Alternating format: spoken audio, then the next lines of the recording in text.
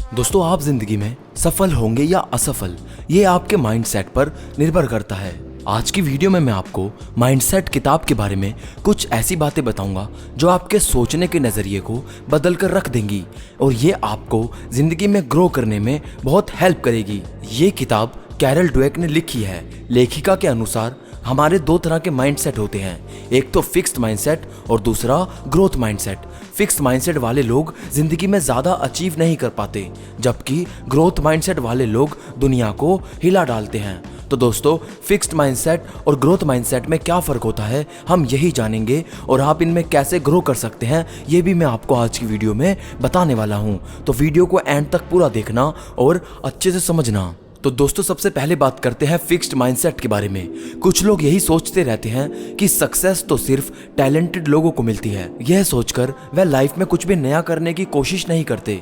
इसे ही fixed mindset बोला जाता है। वह सोचते हैं कि उनमें नई चीजों को सीखने का टैलेंट ही नहीं है और अगर वह कोशिश करेंगे तो हमेशा फेल ही होंगे।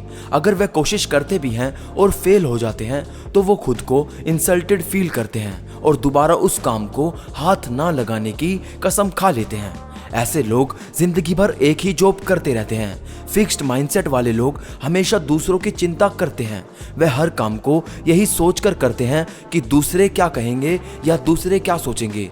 वे सोचते हैं कि दूसरे लोग उनके लिए किसी काम का मजाक ना बनाए और हमेशा उनकी तारीफ करते रहें, जो कि पॉसिबल नहीं है। इसलिए वो सारे काम अपने लिए ना करके दूसरों को ध्यान में रखकर करते हैं। उनका मकसद दूसरों को खुश रखना होता है, लेकिन ऐसा होता नहीं है।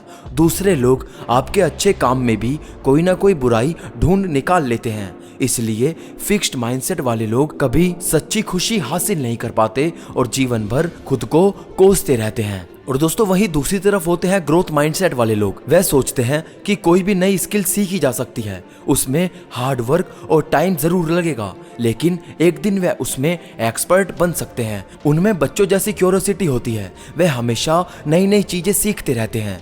उन्हें फेल होने से कोई डर नहीं होता। वह बार बार फेल होकर फिर से ट्राई करते हैं, जैसे कि कोई साइकिल सीखना, जिसमें हम बार बार गिरकर भी ट्राई करते रहते हैं। अंत में हम उसके एक्सपर्ट बन जाते हैं। ग्रोथ माइंडसेट वाले लोग किसी की निंदा या मजाक की चिंता नहीं करते, बल्कि वह निडर और उत्साही होते हैं। वह खुद को घटिया मानसिकता वाले लोगों से दूर रखते हैं और अपने से ज्यादा जानने वाले लोगों के प्रति विनम्र रहते हैं। इससे वह उनसे ज्यादा सीख पाते हैं और वह दूसरों की तरक्की से जलते नहीं, बल्कि इंस्पिरेशन लेकर खुद भी आगे बढ़ते रहते हैं। वह एक दूसरे की मदद करते हैं और इससे उनकी और ज्यादा ग्रोथ हो जाती है। दोस्तों, अब मैं आपको कुछ एग्जांपल देता हूं फिक्स्ड और ग्रोथ माइंडसेट के बारे में।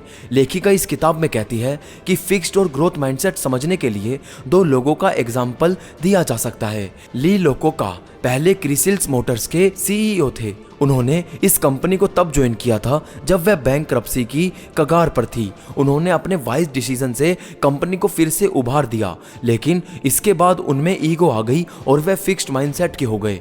उन्हें लगा अब तो कंपनी अपने आप चलती रहेगी। वह खुद को सुपीरियर मानने लगे और दूसरे एम्प्लॉयज को इन्फीरियर। वह किसी का भी सजेशन नहीं सुनते थे। उन्हें लगता था उनके सारे डिसीजन सही होते हैं। धीरे धीरे कंपनी की ग्रोथ रुक गई और उन्हें इस्तीफा देना पड़ा। वहीं दूसरा एग्जाम्पल लो गैस्टनर का है, जो आईबीएम के सीईओ थे।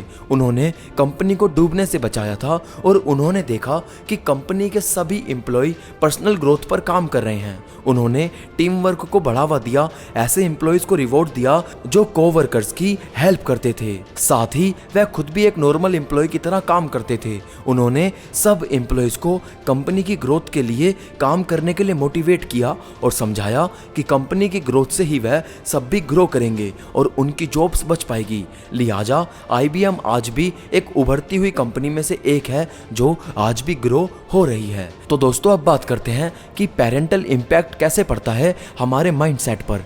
माता पिता के बर्ताव का बच्चों के माइंडसेट पर बहुत गहरा प्रभाव पड़ता है।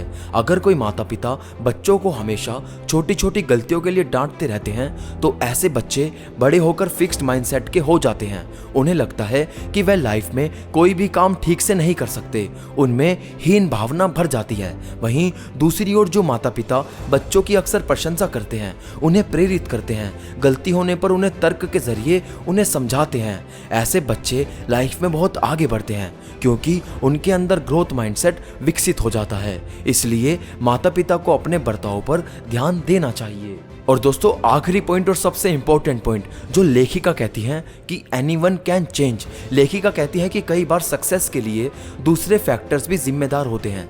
जैसे अगर कोई किसी रिच फैमिली में पैदा हुआ है तो उसकी सक्सेस के चांसेस ज़्यादा होते हैं, लेकिन इसके बावजूद गरीब घर में पैदा होने वाला व्यक्ति भी आगे चलकर सक्सेस प्राप्त कर सकते हैं। बस शर्त यह है कि वह ग्रोथ माइंडसेट के होने चाहिए। आप कभी भी ये ना सोचें कि आपके स्कूल और कॉलेज में ग्रेड्स कम थे इसलिए आप लाइफ में सक्सेस नहीं हो पाएंगे, क्योंकि लाइफ में स्कूल के सब्जेक्ट्स काम नहीं आते। जैसे क्या आपने कभी अलजेब्रा डेली लाइफ में इस्तेमाल किया है या संस्कृत के श्लोक इस्तेमाल किए हैं सिर्फ बात करने के अलावा कहीं और? तो आपका जवाब होगा कि बिल्कुल नहीं। तो स्कूल के मार्क्स का सफलता में इतना योगदान नहीं होता। बहुत से स्टार्टअप फाउंडर इसके एग्जाम्पल हैं।